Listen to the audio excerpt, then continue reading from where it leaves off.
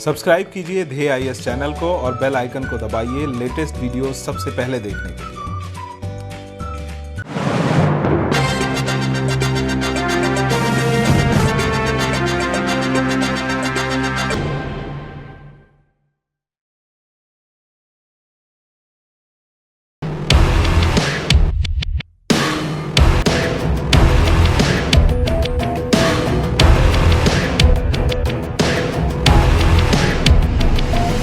पिछले हफ्ते सरोगेसी विधेयक 2016 को लोकसभा से मंजूरी मिल गई।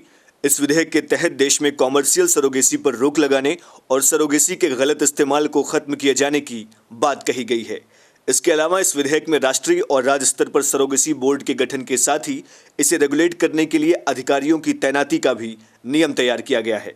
आइए पहले जानते हैं कि सरोगेसी क्या है और इसके कानून में क्या बदलाव किया गया है। दरअसल सरोगेसी एक ऐसी प्रक्रिया है जिसमें बच्चे पैदा न कर पाने वाले शादीशुदा कपल्स इसकी मदद लेते हैं। सरोगेसी के जरिए शादीशुदा कपल किसी महिला की कोख को किराए पर लेते हैं और ये महिला बच्चे की प्रेगनेंसी के लिए तैयार होती है। किराए पर कोख देने वाली इस महिला को सरोगेट मदर के नाम से जाना जाता है। सरोगेसी दो प्रकार की होती है, जिसे ट्रेडिशनल और जेस्टेशनल सरोगेसी के नाम से जाना जाता है।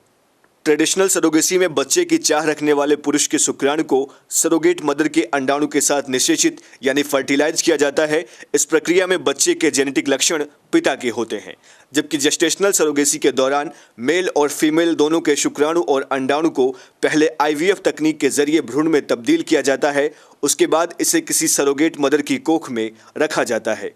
इस प्रक्रिया में बच्चे के जेनेटिक लक्षण माता और पिता दोनों से ही मेल खाते हैं। सरोगेसी विधेयक 2016 के तहत सरोगेसी में कुछ बदलाव किए गए हैं। इन बदलावों में सरोगेट मां अब सिर्फ एक ही बार अपनी कोख किराए पर दे सकती है।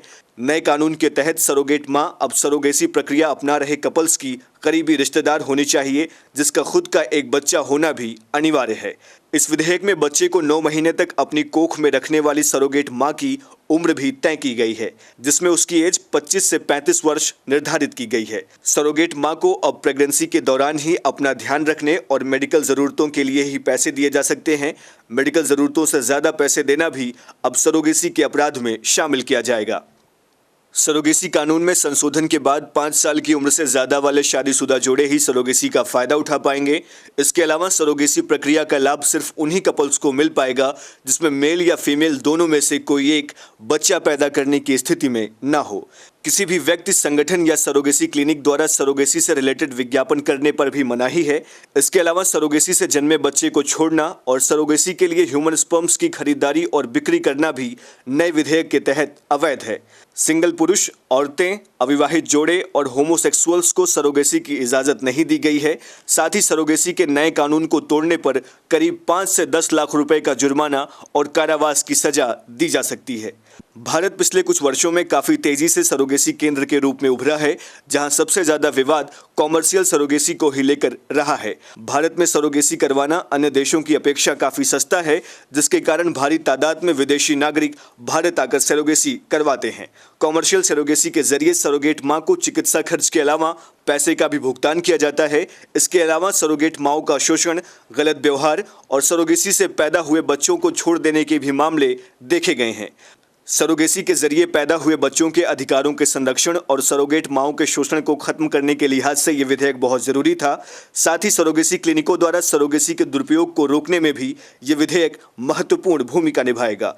इसके अलावा भारत के विधि आयोग ने भी अपनी 228वीं रिपोर्ट में कॉमर्शियल सरोगेसी पर रोक लगाने की सिफारिश की थी।